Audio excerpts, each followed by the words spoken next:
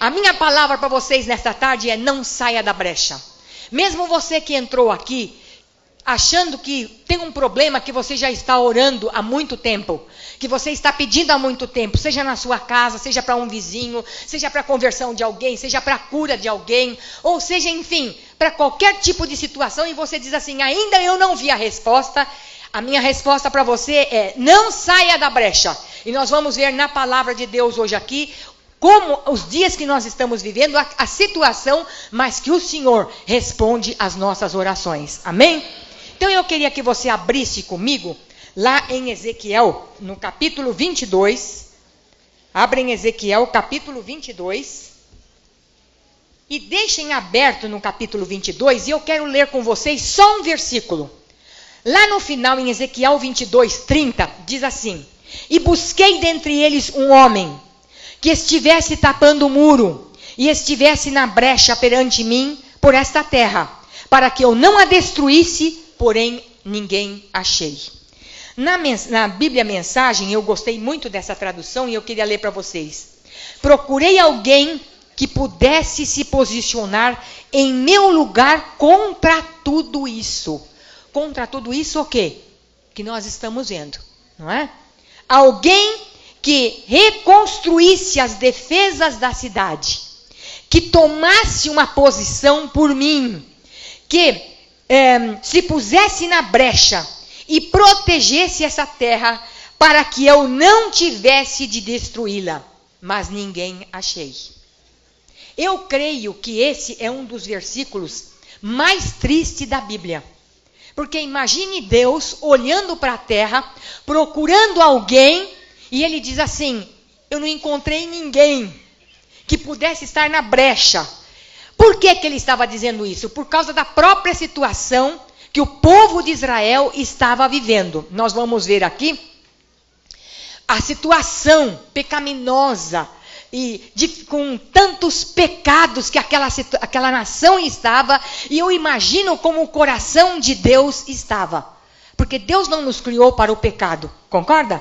Né? Ele nos fez para colocarmos aonde? Num jardim, termos paz, termos alegria, viu que não era bom que o homem estivesse só, colocou a mulher ao lado dele para ser a sua ajudadora, e eles estavam ali tão bem. Mas de repente, quando o pecado entrou, que o homem desobedeceu, que a mulher desobedeceu, então vamos falar bem baixinho, que foi a mulher, né? Foi a mulher que desobedeceu, mas tudo bem que ele concordou e ele não estava perto para poder ajudar a sua mulher, né? A gente arruma desculpa para tudo, né, gente? Mas a grande verdade é que ouviu a conversa de quem? De Satanás, né? Da serpente. E o que ela fez? Desobedeceu e levou o seu marido à desobediência. E por causa disso, então, entrou o pecado. E por causa do pecado, as consequências que nós arcamos até hoje. Quando a gente liga a televisão, ou o rádio, ou lê o jornal, e que a gente vê essas notícias tão ruins, e o pessoal fala: por quê? Se Deus existe, então por que acontece tudo isso? Ora, porque é resultado do pecado, da desobediência do homem, não é? E por causa disso não agradou o coração de Deus. E imagino como é que Deus estava olhando. Eu procurei e eu não achei ninguém que se colocasse na brecha. Eu fico pensando que nesta tarde Ele não olhe para nós e diga: eu procurei no meio de tantas mulheres e não achei alguém que se colocasse na brecha por determinada situação que estamos passando. Não vamos muito longe, pelo nosso próprio país, não é? Quantas orações que nós precisamos fazer, como nós precisamos estar na brecha, e se não foi destruído ainda, porque tinham irmãos e irmãs que estavam na brecha por esse país, e por isso que as coisas não aconteceram ainda pior. Mas voltando aqui ao texto da palavra, nós vamos ver o seguinte: o que é uma brecha? A brecha é um espaço, né, entre duas coisas. Por exemplo, existe espaço de objetos, né? Na língua, na cultura. Por exemplo, se eu vou pregar fora, né? Como preguei lá em Milão, se não tivesse alguém para me traduzir, para interpretar, o que ia acontecer? As pessoas não iam entender. Então, o que é? É uma brecha, né? Se entre eu e vocês aqui, está acontecendo o quê? Uma brecha. Tem um caminho aqui no nosso meio. Então, é nesse caminho que Deus quer que a gente se coloque. Ele quer porque ele sabe que os muros, como é que estão? Estão praticamente destruídos. Não é verdade, gente? Nós vamos ver aqui o que aconteceu. Quando Deus olhou para esta terra e viu, ele sabia que alguém precisava se colocar ali, ele sabia que alguém precisava estar clamando diante dele, porque é a função do intercessor, ficar entre a situação e entre a pessoa e Deus, clamando e pedindo para que não fosse destruída. Por quê? Porque no Antigo Testamento, o muro era uma proteção para a cidade. Então, quando um muro tinha um buraco, o que eles faziam? Homens armados se colocavam ali até que aquela brecha fosse fechada para que o inimigo não entrasse e não destruísse a cidade. E quantas vezes na nossa vida Satanás encontra brecha e quer tirar proveito disso? Por isso que a Bíblia diz, não deis lugar ao diabo. Porque uma brecha que a gente dá, o que pode acontecer? Ele pode entrar e querer minar, destruir muitas coisas dentro da nossa casa, na nossa comunidade, né? No mundo, no nosso país. Por que o nosso país está assim? Por quê? Tão destruído. Tão triste ver, não é verdade, gente? Ver a situação, né? Tanta gente morrendo. Parece que a gente não recebe outra notícia. Fulano saiu de casa, levou um tiro e morreu.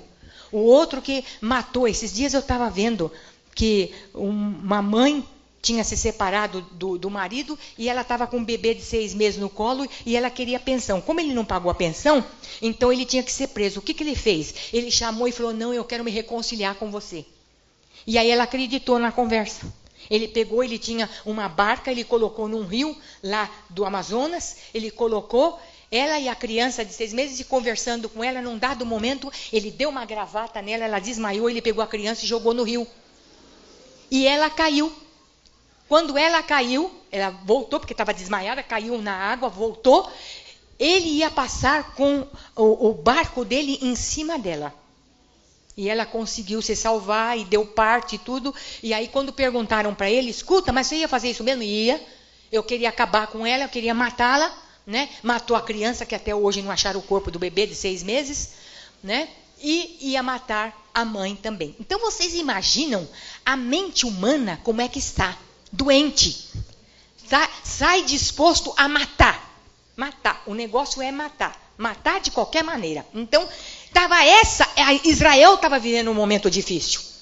Quando nós lemos aqui no capítulo 22, nós vimos o seguinte, que Deus agora chama o profeta e fala com ele e começa a mostrar. Olha lá, no versículo 3 do capítulo 22, ele diz, assim diz o Senhor Deus, ai da cidade que derrama sangue sobre si mesma, para que venha o seu tempo e faz ídolos contra si mesmo para se contaminar. Então a cidade tinha se tornado sanguinária. Será que tem alguma coisa a ver com o nosso país? Muito a ver, né? Vamos ver aqui a nossa cidade, vai São Paulo. Não é verdade? Outra coisa, ele viu que a cidade estava violenta e cheia de iniquidade. O versículo 4 e 5 fala, tu te tornaste culpada pelo sangue que derramaste e te contaminaste pelos ídolos que fabricaste.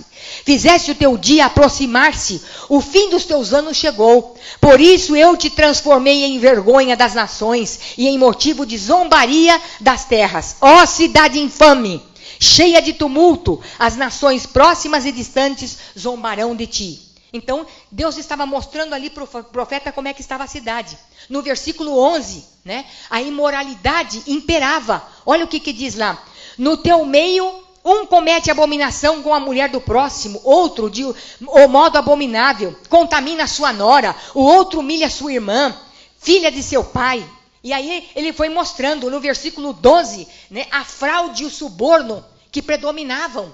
Né? Ali diz assim, no teu meio há quem aceite pagamento para derramar sangue. Será que nós temos visto isso?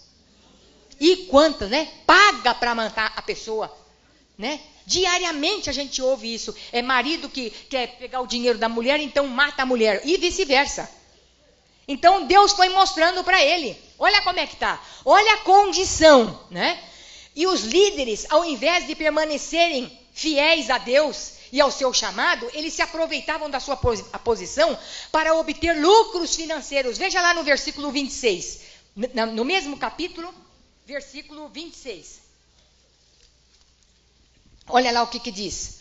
Seus sacerdotes infringem minha lei e profanam minhas coisas santas. Não fazem diferença entre o santo e o profano, nem ensinam a discernir entre o puro e o impuro. Escondem os seus olhos dos meus sábados e assim sou profanado no meio deles, né? Não, no 25 diz, não há no meio dele a conspiração dos seus profetas. Como um leão que ruge, que arrebata a presa. Eles devoram vidas humanas, tomam tesouros e coisas preciosas e multiplicam o número de viúvas em seu meio. É assim que estava a situação de Israel. Até os próprios líderes, os líderes religiosos deles, estavam tomando proveito. Tomavam o dinheiro deles para uso próprio, para benefício próprio, e o povo que se danasse, como é que diz o pessoal, né? E depois, eles estavam em pecado. Eles prediziam mentira. Olha o versículo 28, o que diz. Os profetas lhes têm feito reboco com argamassa fraca, com visões falsas e adivinhações mentirosas, dizendo, assim diz o Senhor Deus, sem que o Senhor tenha falado. Ainda estavam mentindo para o povo, né? Amenizavam o pecado. No versículo 28, lá a gente vê, fala sobre, estava tudo bem. Tudo estava bem. Então, se a pessoa vinha com algum problema na sua vida, ele, não é bem assim. Então, eles deixavam o povo amenizando o pecado, não confrontava com o pecado e ainda diziam mentiras. E eu pergunto para vocês, quantos dos nossos dias têm perdido a fé por profecias mentirosas? Quantos, né? Às vezes esse pessoal que corre por aí, não, porque tem uma pessoa, uma profeta, ou geralmente é mulher. Geralmente é mulher, pode ver isso. Tem uma profeta ou tem um profeta que chega lá e agora ela vai dar uma palavra para mim. Profecia está aqui, ó, é a Bíblia.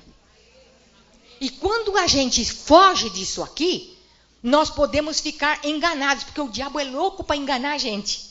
E de dar uma palavrinha para a gente que tudo está bem. Que tudo está bem, você não precisa nem mudar a sua vida. Pode continuar com o pecado, porque Deus é amor. Ele te recebe como você é mesmo. Pode ficar tranquilo. E assim era o que esses homens falavam para aquele povo. Então Deus estava vendo toda essa situação e ele disse, basta, não dá mais. Isto poderia ter sido evitado se pelo menos um estivesse na brecha. Se pelo menos um na sua casa estiver na brecha, se você, mulher, estiver na brecha, muitas coisas vão ser o quê? Evitadas de acontecer na vida dos seus filhos, na vida do seu marido, porque você está pagando o preço por oração. Está pagando o preço em Deus. Pastora, mas eu não tenho esse entendimento. Eu acho que não deve ser assim. O meu marido que tem que ser cobertura. Se ele não é cobertura, ou digamos que ele não seja nem convertido, isso não isenta você de buscar diante de Deus pela vida da sua casa, pela vida dos seus filhos. Quantos dos nossos filhos não são livres de situações por causa disso? Né? Eu me lembro uma vez, numa das coisas que eu me lembro, que meus filhos ainda eram solteiros, moços, e resolveram sair numa noite. O meu mais velho resolveu sair. E saía, mas sempre diziam para a gente, olha, vou em tal lugar e volto em tal hora, tudo bem. Mas naquela noite, ele estava demorando um pouco. E eu me incomodei, já tinha falado para o meu marido gozado, ele falou para mim que ele vai nesse tal lugar, mas eu não estou em paz. Eu não estou em paz. Ele ia, inclusive com moços da igreja, tudo sem problema, não era um lugar para comer uma pizza, para sair assim, não tinha nada de mal. Mas eu fiquei incomodada. E eu me lembro que eu levantei à noite e eu fui orar, eu orei e pedi, Senhor, eu não sei o que está acontecendo, mas eu não estou em paz. E num dado momento que eu estava orando, eu vi que era como se um carro tivesse assim parado e vinha uma mão assim, perto. Era uma mão só que eu via, eu não via a pessoa, era só uma mão. E eu fiquei incomodada com aquilo, sabe essas coisas que às vezes incomodam a gente? Eu orei, pedi, clamei a Deus, tá bom. Falei até com o pastor e tudo, ele falou, vai ver que você está preocupada, porque ainda não chegou e tal. E nós ficamos ali acordados e tal. Num dado momento, ele chegou. Ele chegou e eu disse, oi filho, tudo bem? Ai mãe, escapei de uma hoje. Escapou do quê? é o seguinte, nós estávamos assim dentro do carro, que nós fomos deixar um amigo, e na hora que nós fomos deixar o amigo, eu vi que vinha uma pessoa assim, rondando o carro assim, fez direitinho ainda, rondando assim, e eu vi que ia assaltar a gente, eu acelerei o carro e saí. E eu fiquei pensando, como é que ele foi ver aquilo? Foi o Senhor que mostrou. E me incomodou para que eu estivesse orando por ele. Então, quantas vezes que a gente fica incomodado por determinadas situações e às vezes a gente pensa, é coisa da minha cabeça, eu não vou perder tempo com isso, imagina, é bobagem. O marido está lá no serviço, mas você está preocupado com alguma coisa, ou então não chegou ainda. Puxa, o que pode ter acontecido? Né? Hoje em dia, a gente, quando não chega na hora, você fica pensando, meu Deus, o que aconteceu? Né? Mas, então, quando o Senhor muitas vezes incomoda o coração, é que Ele está colocando de vai para a brecha, vai orar, vai buscar ao Senhor por aquilo que a sua família, ou que a sua igreja, ou enfim, a situação que você está vivendo, vai buscar ao Senhor e não saia da brecha. Porque o Senhor dizia, se eu encontrasse pelo menos um, teria evitado toda essa situação. Um só. O clamor de um só. Pedindo e clamando ao Senhor. E era por isso que ele queria, e ele mostrava ali, e estava mostrando para o profeta, e dizia, olha aqui, os sinais já estão ali, veja a injustiça. E nós vamos ver ali no versículo 7, quando fala inclusive, eu não vou poder ler todos os versículos, mas depois vocês vão ler em casa, o versículo 7 diz, que no meio de ti desprezam mãe e pai. Então já estava enfraquecimento da autoridade dos pais. E eu pergunto para vocês, o que é que nós temos visto hoje? Pai e mãe parece que não tem mais autoridade sobre seus filhos. Eu não sei. Ele que sabe, ele que resolve. Que lugar que você quer sentar, filhinho, na mesa? Aonde que você quer ir, filhinho? Por quê? Pai e mãe perdendo autoridade sobre os seus filhos. E era isso que estava acontecendo. E o Senhor começou a mostrar para o profeta ali. Olha outra coisa, a injustiça que praticam contra os pobres, os órfãos, as viúvas, contra o estrangeiro, ali no versículo 7, fala sobre isso. E o que é que nós temos visto hoje? Por exemplo, a Hungria não quer receber os sírios. Vocês viram aquela repórter que inclusive chutou aquele senhor com aquela criança e outras pessoas mais? Ontem, por exemplo, eles jogando o pão de um outro lado, para que quem pegasse o pão, um pãozinho para o meio de tanta gente ali. E já declararam que a partir do dia, de um tal dia aí, acho que da semana que vem, quem entrar na Hungria sem ter um passaporte ou alguma coisa, vai ser preso. Maltratam os estrangeiros, não recebem. Nós também fazemos isso. Quando aqueles haitianos saíram daqui para comer, saíram da igreja para comer, o que fizeram? Atiraram neles, para matar. Para destruir, porque não quer ver ninguém aqui. Que coisa triste. Então o Senhor estava mostrando ali as injustiças que eram praticadas contra as pessoas. A indiferença dos próprios líderes, ali no versículo 8, que faziam das coisas santas, eles desprezavam.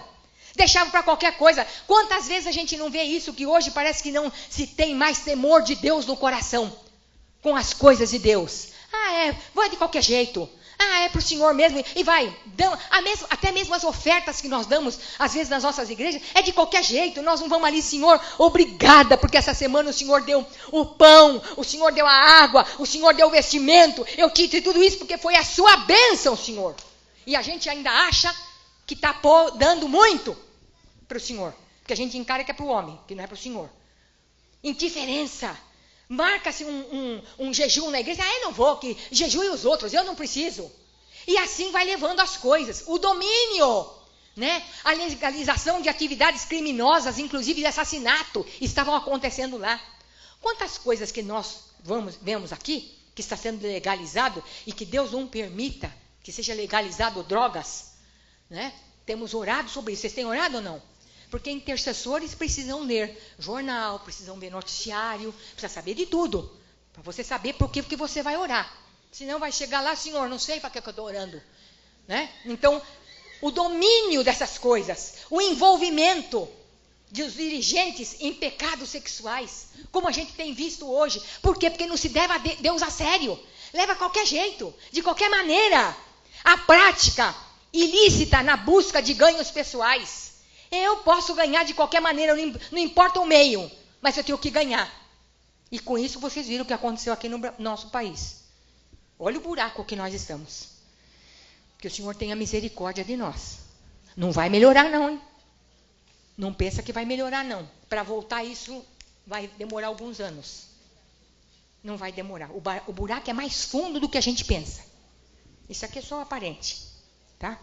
Então, toda vez que a nação se afasta do Senhor, ou se nós nos afastarmos do Senhor, o que começa a acontecer? Desgraças na nossa vida.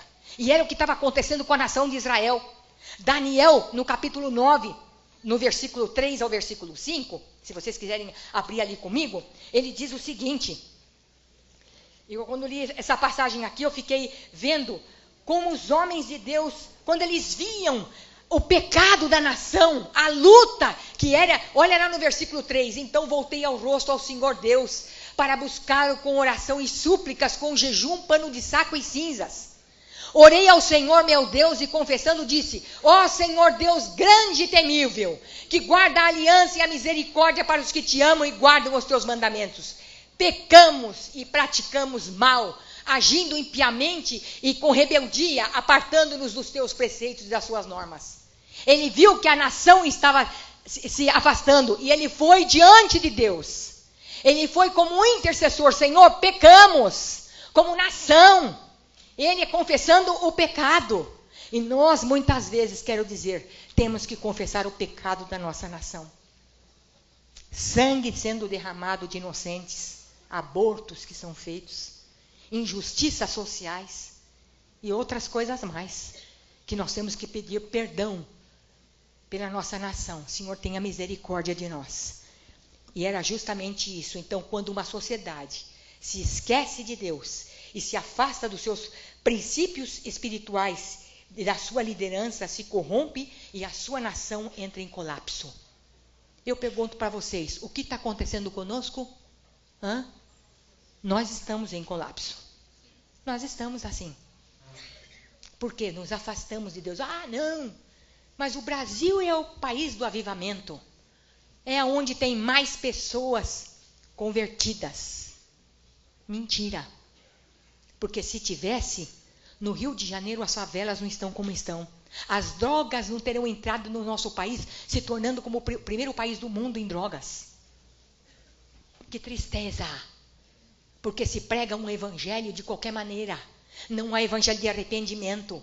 De dizer está errado, o que nós estamos fazendo está errado. Precisamos pedir perdão diante de Deus, isso é pecado diante de Deus. Não, vem a Jesus, recebe Jesus, está tudo feito. E Ele vai te aceitar como você está, porque Ele te ama.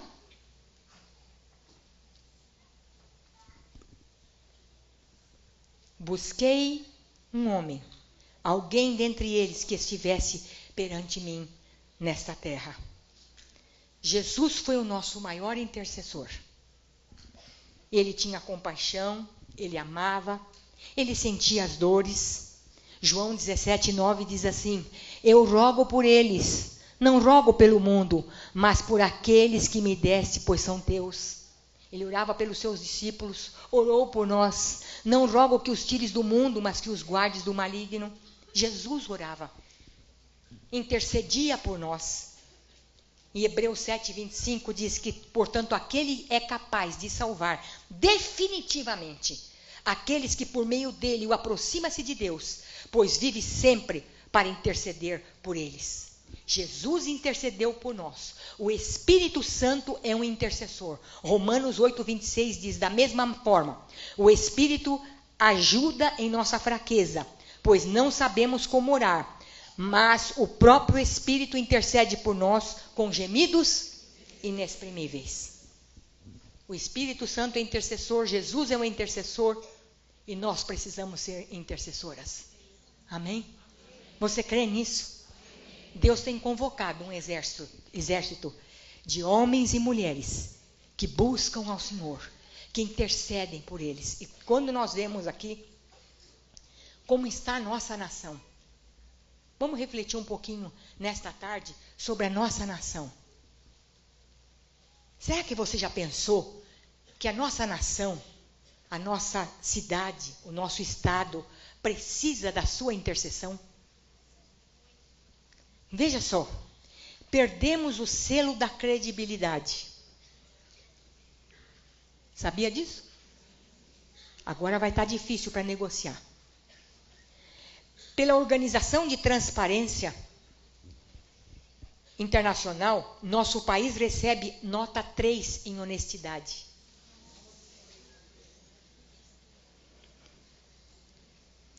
O primeiro país do mundo em drogas. Por isso que aumentou. Porque as nossas fronteiras ficaram abertas.